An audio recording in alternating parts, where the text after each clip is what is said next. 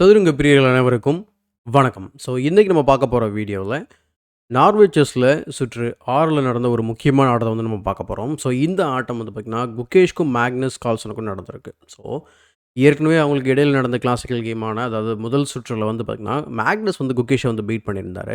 இப்போது நான் ஏற்கனவே சொன்னது மாதிரி இவருக்கு அவரை திரும்ப பீட் பண்ண ஒரு வாய்ப்பு ஏற்பட்டிருக்கு. ஸோ இந்த கேம் வந்து எக்ஸாக்டாக என்ன நடந்தது அப்படிங்கிறத நம்ம வந்து குயிக்காக வந்து பார்த்துடலாம். ஸோ இந்த கேமில் குகேஷ் வந்து ஒயிட். ஸோ கேம் வந்து பார்த்திங்கனாக்கா E4 ஓப்பன் பண்ணுறாரு. அதுக்கு ரிப்ளை வந்து பார்த்திங்கன்னா E5 இருக்குது. ஸோ ஓப்பனிங் வைஸ் நம்ம இங்கே ரொம்ப கிளாசிக்கலான ஒரு ஓப்பனிங் பார்க்குறோம். ஆனால் வேரியேஷன் வந்து பர்லின் டிஃபென்ஸு. ஸோ ரோய் லோப்பஸோட Berlin defence. So D3. So என் கேம் வந்து போகிறதுக்கு போல் அவர் D3 போட்டு விளையாடுறாரு. So bishop C5 and then pawn to C6 pawn to C3. அதாவது இந்த நைட் F6ம் இயர்லி பான் D3. ஸோ இது 2 தான் பெரிய வித்தியாசம். மற்றபடி நீங்கள் ரோய் லோப்பஸில் என்னெல்லாம் நடக்குமோ அதெல்லாம் ஆல்மோஸ்ட் சேமாக நடக்கும். So castles porn to D6, அதுக்கப்புறம் pawn to H3, A6, so bishop A4 and then pawn to H6. And இங்கே வந்து கேப்சர் பண்ணுறதுனா நீங்கள் பண்ணலாம். கிட்டத்தட்ட 70 கேம் கேப்சர் பண்ணி ஆடிருக்கிறாங்க. பட் இங்கே வந்து குகேஷ் வந்து பார்த்திங்கனாக்கா கேமை வந்து இன்ட்ரெஸ்ட்டாக இருக்கணும்னு சொல்லிட்டு பீஸை வந்து வச்சுக்கிறாரு. So pawn to H6 and then rook E1, pawn to B5.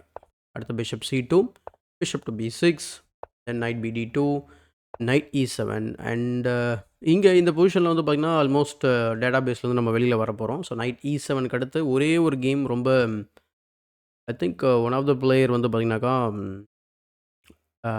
Probably international master or grand master Soumya Swaminathan and கர்ஃபிலினா அப்படின்னு சொல்லிட்டு ஃபீமேல் பிளேயர்ஸ் 2 பேர் ஆடிருக்காங்க இதே பொசிஷனை. 2024 தான் ஆடிருக்காங்க. ஸோ அதில் அந்த கேமில் வந்து பார்த்திங்கன்னா இந்த நைட் மூவ் ஆனதுனால இங்கே ஒரு கீ டிஃபெண்டர் வந்து ரிமூவ் ஆகுறாங்க. அதனால் D4 ஆடிருக்காங்க இந்த பொசிஷனில். அதில் வந்து அந்த கேமில் பிளாக் வந்து வின் பண்ணியிருக்காங்க. இங்கே குகேஷ் வந்து பார்த்திங்கன்னா A4 ஆடுறாரு. One of the best moves again இந்த என்ஜின் சைஸ். பட் அதை விட நல்ல மூவ் ஆர் பெஸ்ட் மூவ் எது அப்படின்னு கேட்டிங்கன்னா D4 அல்லது நைட் F1. A4 ஏன்னா ரூக் இன்னும் அன்டிஃபெண்டாக இருக்குது. அதை அட்வான்டேஜ் எடுத்துக்கிறாரு, வேறு ஒன்றும் இல்லை. ஸோ பான் டு D4 அப்படியே ஜஸ்ட் கிட்டத்தட்ட அது வந்து கொஞ்சம் எப்படி சொல்கிறது டிரான்ஸ்போசிஷனாக கூட இருக்கும்.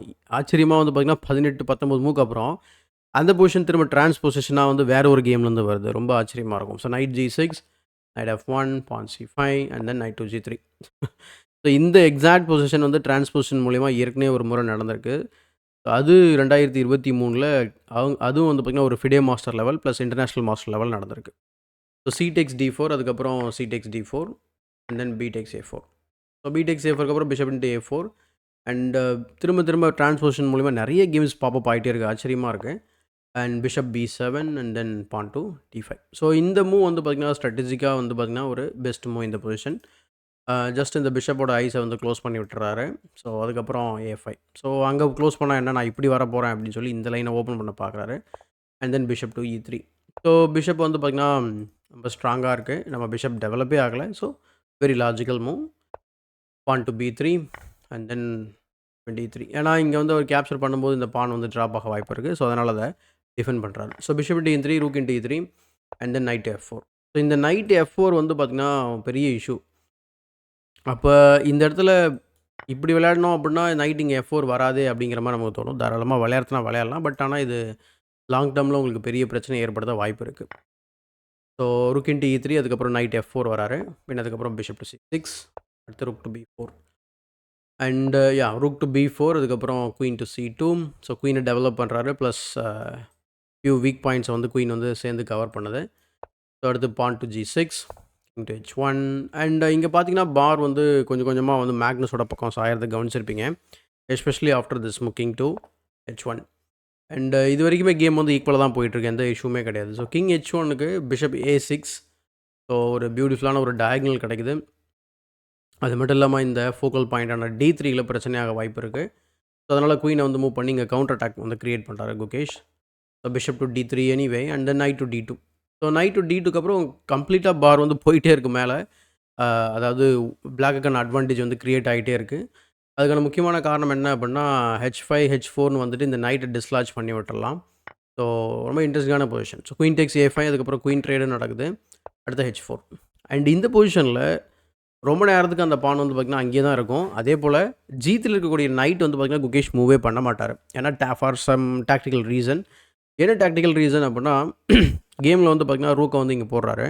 சப்போஸ் நம்ம ரூக் ட்ரேட் பண்றோம்னு வச்சுக்கோங்களேன். இந்த மாதிரி. ஸோ ரூக் ட்ரேடு பண்ற மாரி இருந்தது அப்புட்ன்னா, பிஷப் இன்டு A4. பின்ன அதுக்கப்புறம் கேப்சர் பண்ணோம் அப்புட்ன்னா, F இன்டு G3. ஸோ இந்த நைட் வந்து பார்த்தீங்கன்னா, இந்த பிஷப்போட டிஃபெண்டர். ஸோ அதனால தான் இந்த இடத்துல வந்து பார்த்தீங்கன்னா, அந்த நைட் வந்து கேப்சர் பண்ணாம ரொம்ப நேரம் அப்படியே மெயின்டெயின் பண்ணிக்கிட்டே இருப்பாங்க. So rook F B8. So just இன்னொரு ரூக்க வந்து ஆக்டிவேட் பண்ணி, இங்க இன்னும் ஈவன் மோர் ப்ரெஷர் வந்துங்க பில்டப் பண்றாரு. So rook to A2 and then king to G7. So king to G7க்கு அப்புறம் ரூக் A7 போறாரு. கவுண்டர் அட்டாக் ஆன் த 7த் ரேங்க். சம்டைம்ஸ் வந்து பார்த்தீங்கன்னா, நைட் F3, நைட் G5ன்னு வந்துட்டு இந்த வீக் பாயிண்ட்ட நம்மளும் டார்கெட் பண்ண முடியும். இன்ஃபேக்ட் அந்த ரீமனரிங் வந்து நம்ம பார்ப்போம் இப்போ குயிக்கா. Rook to D4 and then knight to F3. And இந்த மூவ் வச்சதுக்கப்புறம் ஈவன் இந்த முறை வந்து ரிவர்ஸில் போயிட்டுருக்கு அப்படிங்கிறனால நம்ம வந்து ஃப்ளோரை ஹிட் பண்ணிடுச்சு நம்ம எவால்யூஷன் பார் அப்படிங்கிறது. ஸோ ரீசன் என்ன அப்படின்னா, இந்த பொசிஷனில் வந்து நம்ம இந்த நைட்டை வந்து வெட்ட முடியும். வெட்டினதுக்கப்புறம் வந்து பார்த்தீங்கன்னா, நைட் இன்ட்டு H3 வந்து விளையாடுறாரு. அண்ட் இந்த பொசிஷனில் வந்து நீங்கள் பிஷப் இன்டு E4 கூட விளையாட முடியும். ஐடியா என்ன அப்படின்னா, நீங்கள் இங்கே கேப்சர் பண்ணீங்க அப்படின்னு சொன்னால், then rook to D1 check and only move or ரூக்கி. நீங்கள் கிங்கை மூவ் பண்ணீங்கன்னு சொன்னால், தென் E takes F4. ரொம்ப ஸ்ட்ராங்கான மூவ். சப்போஸ் இப்போ ரூக் அட்டாக்ல இருக்குது. ஸோ ரூக்கை வந்து நீங்கள் E1ல இல்லை E2ல வச்சிங்க அப்படின்னு சொன்னாக்கா, தென் நைட் டு G4 செக்கு. இப்போ உங்களுக்கு மூவே கிடையாது. அதுதான் இந்த பாயிண்ட். இந்த பானை வந்து நம்ம இங்கே E takes F4 வர வச்சதுக்கான காரணம் என்ன அப்படின்னா, கிங்கோட எஸ்கேப் ஸ்கொயரை கட் பண்ணுறோம். இப்போ நீங்கள் கேப்சர் பண்ணீங்க அப்படின்னா, ரூக் H8ல வச்சா செக்மேட்டு. ஸோ ஜஸ்ட் லைட்டாக பிளாக் பண்ணுங்கள் and then it's very interesting position. நான் ஏற்கனவே சொன்ன மாதிரி இந்த பொசிஷன் கொஞ்சம் காம்ப்ளிகேட்டடாக இருக்கும். சில லைன் வந்து நான் போகவே இல்லை. ரொம்ப காம்ப்ளிகேட் பண்ண விரும்பலை. பொசிஷன் ஒரு மாதிரி இருக்கும். நைட் டேக்ஸ் H3 வந்து ட்ரை பண்ணுறாரு. அதுக்கப்புறம் G takes H3 and then bishop into E4. இந்த பிஷப் இன்டு E4 தான் நான் முன்னாடி காமிச்சிருந்தேன். அந்த நைட்டை சாக்ரிஃபைஸ் பண்ணாமல் பிஷப் இன்டு E4 அடித்தா என்ன ஆகும் அப்படிங்கன்னு சொல்லி பார்த்தோம். So bishop into E4. அதேபோல் அவர் ரூக் வந்து E1ல வச்சா அந்த மேட் வந்து வராது. ஸோ அதுவும் நம்ம பார்க்க வேண்டியிருக்கு. So king to H2, rook D1, pawn to G4. So pawn to G4க்கு அப்புறம் பிஷப் இன்டு D5 அடிக்கிறாரு. And then bishop into D5. So என்ன ஆச்சு அப்படின்னா, இப்போ இந்த இடத்துல ஒரு மாதிரி குளறுபடியான இந்த பொசிஷன் வந்து கிளியர் பண்ணியிருக்கிறாரு. ஸோ பண்ணதுக்கப்புறம் பார்த்தா 2 பான் அப்பில் இருக்கிறாரு மேக்னஸ் கால்சன். ஸோ இந்த பொசிஷனில் வந்து பார்த்திங்கன்னா, அந்த ஓகே இப்போதைக்கு ஒரு பான் அப்பு. ஸோ அந்த பானை ரெக்கவர் அந்த பீஸ் வந்து ஹேங்கிங்கில் இருந்தது நான் கவனிக்கல. Rook E2 and then night F4. எல்லாமே முடிஞ்சதுக்கப்புறம் திரும்ப அந்த நைட் வந்து இம்ப்ரூவ் ஆகி உள்ளே வந்ததை பார்க்க முடியும். ஸோ ஆல்ரெடி ஒரு பீஸ் ரொம்ப ஆக்டிவாக இருக்குது. அடுத்து இந்த ரூக்கை கேமுக்குள்ளே இன்வால்வ் பண்ணாலே முடிஞ்சது கேம் ஆக்சுவலாக. ரூக் டு C2 போகிறாரு. பின்ன அதுக்கப்புறம் rook takes B3 definitely playable தான். ஸோ ரூக் டேக்ஸ் B3 அதில் என்னென்னா கவுண்டர் அட்டாக் வர வாய்ப்பு இருக்குது. Night G5 and then rook D3. இந்த ஒரு வேரியேஷன் ரொம்ப இன்ட்ரெஸ்டிங்காக இருந்தது நான் பார்க்கும்போது. ஏன்னா கிங் H6 வந்ததுக்கப்புறம் நீங்கள் H4 ஆடலாம். பட் இங்கே ஒரு டெம்பரரியில் ஓகே சாக்ரிஃபைஸ் பண்ணுறோம். Rook into H3, king G1 and then rook tax H4. இந்த பானும் ஃபாலோ ஆகும் போது உங்கள்கிட்ட என்னென்னா நைட் இருக்கும் அண்ட் தென் 3 பான் இருக்கும். ஸோ இது வந்து பார்த்திங்கன்னா திரும்ப இது வின்னிங் பொசிஷன் தான். பட் அகெயின் வந்து பார்த்திங்கன்னா கன்வர்ஷனுக்கு கொஞ்சம் டைம் ஆகும். Rook into B3 is definitely possible. அதே போல் ரூக் டு D3யும் வந்து பாசிபிள் தான் இங்கே. இந்த மாதிரி ரூக் டு D3யும் ஓகே தான். கிட்டத்தட்ட same kind of variation. Rook takes B3 வந்து சஜஷனில் இருக்குது. Rook into F7, king H6 and then H4. Same variation but transposition. So king F6 பின் அதுக்கப்புறம் pawn to H4. So king E6. So Magnus வந்து பார்த்திங்கன்னா இப்போது கிங்கை வந்து சென்டர் ஆஃப் இப்போ நம்ம பார்த்த சில கவுண்டர் அட்டாக் F7 ஞாபகம் இருக்குங்களா? ஸோ அந்த கவுண்டர் அட்டாக்லேருந்து தப்பிக்கிறதுக்காக அவர் கிங்கை வந்து ஆக்டிவேட் பண்ணுறாரு. ஈவன் நீ கேப்சர் பண்ணாலும் பண்ணிக்கோ, எனக்கு வந்து செக்கோட வந்து கேப்சர் பண்ணக்கூடாது அப்படின்னு சொல்கிறாரு. So knight to G5 check, king D5. இதுக்கப்புறம் ஒன்றும் பண்ண முடியாது, வேணா அந்த பானை வெட்டிக்கோங்க அப்படிங்கிறது தான் அவரோட idea. But rook A5 check, king D4, rook A4 check, king to D3 and then rook F2. So நம்ம ப்ரீவியஸ் கேமில் அர்ஜுனோட விளையாடின கேமில் பார்த்துருப்பீங்க. சில செக்ஸ் வந்து கிங்கை வந்து எக்ஸ்போஸ் பண்ணி அவர் செக் கொடுக்க ஆரம்பிச்சிருப்பார். பட் எல்லா செக்கையும் வந்து கரெக்டாக ப்ராப்பராக எஸ்கேப் பண்ணிவிட்டு பின் அதுக்கப்புறம் வந்து என் கேமை போய் முடிச்சிருப்பார். அதே போல் இங்கே இம்ப்ரூவ் பண்ணி கிங்கை வந்து இங்கே கொண்டு வந்துட்டார். And pawn to F6 here. So இங்கே ஆல் ஆஃப் அ சடன் வந்து பார்த்திங்கன்னா பான் F6க்கு அப்புறம் எல்லா அட்வான்டேஜுமே வந்து பார்த்திங்கன்னா மேக்னஸ்க்கு இருந்த எல்லா அட்வான்டேஜும் போயிடுது. அவர் விளையாடிருக்கக்கூடிய மூவ் வந்து பார்த்திங்கன்னா rook H8. Very simple thread, rook into H4. So இது எப்படிங்க நம்ம தடுக்கிறது அப்படின்னா, ரூக் F3 செக் நீங்கள் ட்ரை பண்ணலாம். King C2, rook A2 check, king B1. அதுக்கப்புறம் உங்களுக்கு ஃபாலோ அப் செக்கே கிடையாது. ஸோ ரூக் F2 வச்சு நீங்கள் ஏதாவது இங்கே பர்பச்சுவல் வந்து ட்ரை பண்ணலாம். So knight to D3. And now that is also not there. இப்போ நீங்கள் வந்து ரூக்கை மூவ் பண்ணியே ஆகணும். Rook F D2. So fork பண்ணீங்க அப்படின்னா தென் அதுக்கு முன்னாடி ரூக் இன்ட் H4 செக் அடிச்சுட்டு king G3 and then rook H1. Point என்ன அப்படின்னா நீங்கள் இங்கே கேப்சர் பண்ணீங்கன்னா தென் கிங் டெக்ஸ் A2 இருக்குது. ஸோ அது நமக்கு பாசிபிள் கிடையாது. ஸோ கிங் டெக்ஸ் A2. ஸோ அதனால தான் இந்த இடத்துல தைரியமாக நம்ம இந்த மூவ் வந்து விளையாட முடியுது.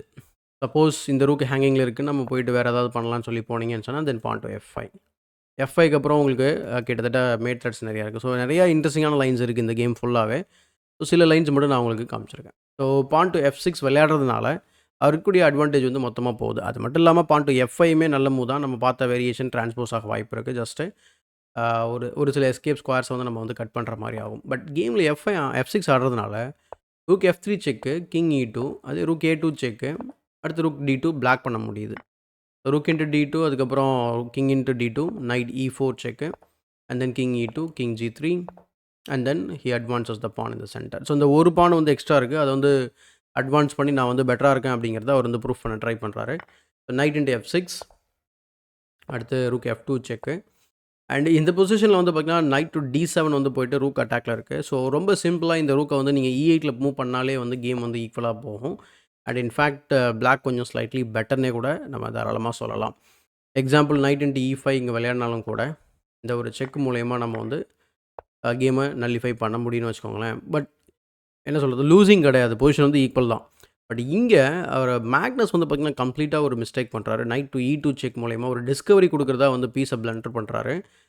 ஸோ ரொம்ப சிம்பிளான டாக்டிக்ஸ் நீங்கள் பார்த்தோன்னே தெரிஞ்சிருக்கும் உங்களுக்கு. ஸோ செக்கு கொடுக்குது, பட் ரூக் இன்ட்டு E2 அடித்தா என்ன ஆகுது, ஏன்னா அவரோட ரூக் ஆல்ரெடி அட்டாக்ல இருக்குது இல்லையா. ஸோ ரூக் இன்ட்டு E2 செக்கோட வேறு ட்ராப் ஆகுது. ஸோ கிங் இன்ட்டு E2 வந்து forced and then he loses the rook. So இந்த மாதிரி தான் வின்னிங் பொசிஷனில் கிட்டத்தட்ட திரும்ப அந்த பான் பான் F6 விளையாடிட்டு அந்த அந்த அட்வான்டேஜ் வந்து நல்லிஃபை ஆச்சு. பின் அதுக்கப்புறம் ஃப்ரம் என்ன சொல்கிறது, equal to losing the game அப்படிங்கிற மாதிரி இங்கே லூசிங் பொசிஷன் போயிட்டார். ஆனால் இது ரொம்ப ஈஸி கன்வர்ஷன் கிடையாது அந்த லெவலில். ப்ளஸ் முக்கியமாக நீங்கள் டைமை நோட் பண்ணுங்கள். இந்த மாதிரி டைமில் குகேஷ் நிறையா நீங்கள் வந்து ஒரு சில இடங்களில் வந்து தப்பாக விளையாடுறத கவனிச்சிருப்பீங்க. அண்ட் முக்கால்வாசி டைம் நீங்கள் பார்த்தீங்கன்னாக்கா ஒன்லி மூவ்ஸ் கண்டுபிடிக்கிறதுல என்ன சொல்கிறது, அவருக்கு அந்த அந்த ஒரு இன்சுவேஷன் வந்து பயங்கரமாக இருக்குது அப்படின்னு தான் சொல்லணும். ஸோ இங்கே எல்லாமே வந்து பார்த்திங்கன்னா கிரிட்டிக்கல் மூமெண்ட்ஸில் ஈவன் அவரோட லூசிங் பொசிஷனில் கூட அவர் பெஸ்ட் மூவ்ஸ் மட்டும் தான் விளையாடிட்டு இருந்தார். ஸோ அதனால் இந்த நிலைமைக்கு வந்து பொசிஷன் வந்திருக்கு. ஸோ பான் D4, நைட் E6, D3. ஆனால் இது இம்பாசிபிள் மாதிரி தெரியும், நம்ம நைட்டால் வந்து இந்த பான்ஸை ஸ்டாப் பண்ணவே முடியாது அப்படிங்கிற மாதிரி. Knight C5 and king E3 விளையாடுறாரு. ஐடியா என்னடா அது பான் D2 போடாமல் நான் கிங்கை மூவ் பண்ணுறாருன்னு தோணும். ரொம்ப சிம்பிளான ரீசன் தான். நீங்கள் வந்து சப்போஸ் D2 போட்டிங்கன்னா தென் நைட் E4, குயின் பண்ணிங்கன்னா ஃபோர்க்கு அப்புறம் winning pawn in game for white. So king E3 அதனால் அதுக்கப்புறம் நைட் A4ம் ஆப்ஷன் இருக்குது. ஸோ நைட் A4க்கு அப்புறம் C3 B2ன்னு வந்துட்டு திரும்பவும் குயின் பண்ணுற ஸ்கொயரை தடுக்கலாம். அதனால தான் அவர் திரும்ப பானை வந்து அட்வான்ஸ் பண்ணாமல் இந்த மாதிரி ஸ்டாப் பண்ண முடியும். ஸோ அதனால சரி ஓகே கனெக்ட் பண்ணோம் அப்படின்னா ஸ்ட்ராங்காக இருக்கும்னு சொல்லி கனெக்ட் பண்ணுறாரு. அதுக்குள்ளே குகேஷ் வந்து தன்னோட பாஸ் பானை வந்து க்ரியேட் பண்ணுறாரு. G into H5, king to D2, preparing pawn to E3 and then knight B2. So E3 பின் அதுக்கப்புறம் செக்கு. ஸோ இதுதான் பிரச்சனை. திரும்ப இன்னும் அதாவது ஒரு டெம்போ வந்து டவுனாக இருந்தால் கூட குகேஷ்னால் இந்த பொசிஷனை வந்து ஸ்டாப் பண்ணியிருக்க முடியாது. பட் கரெக்டாக ஒரு நைட்டு அந்த எட்ஜ் ஆஃப் த போர்டிலிருந்து எங்கே வந்து கரெக்டாக வந்து பண்ணிகிட்ருக்கு பாருங்கள். ஸோ ஈவன் விஷுவலாக பார்க்குறதுக்கு இது முடியவே முடியாது அப்படிங்கிறதுல ஒரு சில ரீரவுட்டிங் வந்து பண்ணும்போது நமக்கு அந்த ஆப்ஷன்ஸ் நிறைய இருக்குது அப்படிங்கிறது தான் திரும்ப திரும்ப வந்து செஸ் வந்து பார்த்திங்கன்னா ஃபேசினேட்டிங்கான ஒரு ஸ்போர்ட்ஸ் அப்படிங்கிறத நம்ம வந்து புரிய வச்சுட்டே இருக்குது. So king E2 and then king F4. So king F4 இந்த பொசிஷனில் தான் வந்து மேக்னஸ் வந்து ரிசைன் பண்ணுறாரு. அண்ட் ரிசைன் பண்ணுறது மட்டும் இல்லை, ஸோ அதை நான் உங்களுக்கு காமிக்கிறேன். நான் உங்களுக்கு ரெண்டாவது வீட்டில் நான் திரும்ப காமிக்கிறேன். ஸோ கிங் F4 ஏன் ரிசைன் பண்ணணும் அப்படின்னா D2, night into E3 and then D1 and then சிம்பிளாக கேப்சர் பண்ண முடியும். ஸோ அதனால தான் ரிசைன் பண்ணுறாரு. நம்ம குயிக்காக வந்து ரிசல்ட்ஸ் பேஜ் போவோம். ஸோ இங்கே இந்த கேம் நடந்து முடிஞ்ச அந்த தருணத்தில் என்ன நடந்தது அப்படின்னு எக்ஸாக்டாக நம்ம வந்து இப்போ பார்க்கலாம். ஸோ இதான் நடந்தது. உங்களுக்கு ஸ்க்ரீன் தெரியும்னு நினைக்கிறேன். ஸோ இங்கே பார்த்துக்கோங்க. ஸோ கோவப்பட்டார் மேக்னஸ். ரொம்ப நாளைக்கு அப்புறம் இந்த மாதிரி கோவப்பட்டிருக்காரு. ஸோ என்னென்னா ஓகே நிறைய கேம்ஸ் நம்ம டெய்லி பார்க்குறோம், நிறையா விளையாடுறோம். பட் இருந்தாலும் அவர் ஏன் அந்த அளவுக்கு ஃப்ரஸ்ட்ரேட் ஆகிருப்பார் அப்படின்னு நீங்கள் உங்களுக்கே தெரியும். Winning position, completely winning position அது குகேஷ்க்குமே தெரியும். ஸோ அதனால தான் குகேஷ் வந்து ஒரு மாதிரி இருக்கார் நான் நினைக்கிறேன். பட் ஆனா பிளண்டர் பண்ணப்ப அவருமே வந்து பார்த்தீங்கன்னா, கொஞ்சம் ரியாக்ட் பண்ணத நீங்க கவனிச்சிருப்பீங்க. நீங்க இந்த ஃபுட்டேஜ்லாம் பார்த்தீங்கன்னா, உங்களுக்கு ஒரு ஐடியா கிடைக்கும். ஸோ பாயிண்ட் என்ன அப்டின்னா, நீங்க எந்த லெவல்ல இருந்தாலும் உங்களோட ரியாக்ஷன வந்து கண்ட்ரோல் பண்ணணும் அப்டிங்கிறது தான். ஸோ இங்க பார்த்தீங்கன்னாக்கா, யாஹ் இது வந்து அந்த பர்ட்டிகுலர் ரவுண்டோட ரிசல்ட்ஸு. நம்ம வந்து ப்ராப்பர் ரிசல்ட்ஸ் பேஜ் போனோம் அப்டின்னா, உங்களுக்கு இன்னும் ப்ராப்பரா புரியும். ஸோ இந்த சுற்றுல வந்து பார்த்தீங்கன்னா, நம்ம குகேஷ் வந்து 3 பாயிண்ட்ஸ் எடுத்ததுனால அவரு 4.5லேருந்து ஆர் 5.5லேருந்து 3 பாயிண்ட்ஸ் கிடச்சி 8.5க்கு வந்து வந்துட்டாரு. ஐ திங்க் 3.5 அதுக்கப்புறம் ஒரு ட்ரா அதுக்கப்புறம் இப்போ 8.5. ஸோ மேக்னஸ் ஸ்டில் வந்து பார்த்தீங்கன்னா 9.5ல லீடிங்கில தான் போயிட்டுருக்காரு ஃபேபியோட சேர்ந்து. அதுக்கப்புறம் குகேஷ் வந்து 8.5, Hikaru 7.5, Arjun 7.5 and now Wei is 6.5. So இன்னும் நமக்கு வந்து 4 சுற்று பெண்டிங் இருக்கு. என்ன நடக்குது அப்படிங்கிறத ஆஸ் யூசுவல் பொறுத்திருந்து பார்க்கலாம். ஸோ இந்த வீடியோவ பத்தி நீங்க என்ன நினைக்கிறீங்க? ஆர் கால்சனோட ரியாக்ஷன பத்தி நீங்க என்ன நினைக்கிறீங்க? அப்படிங்கிறத கமெண்ட் செக்ஷன்ல பதிவு பண்ணுங்க. அண்ட் இந்த வீடியோ பிடிச்சிருந்தா லைக் பண்ணுங்க. மறக்காம மத்தவங்களுக்கு ஷேர் பண்ணுங்க. இன்னும் நம்ம சேனல சப்ஸ்கிரைப் பண்ணல அப்படின்னா, சப்ஸ்கிரைப் பண்ணிட்டு பெல் பட்டன பிரஸ் பண்ணி வச்சுக்கோங்க. இதேபோல ஒரு பயனுள்ள வீடியோவுடன் உங்களை சந்திக்கும் வரை உங்களிடம் இந்த விடைபெறுவது உங்கள் சதுரங்க சாணக்கியன்.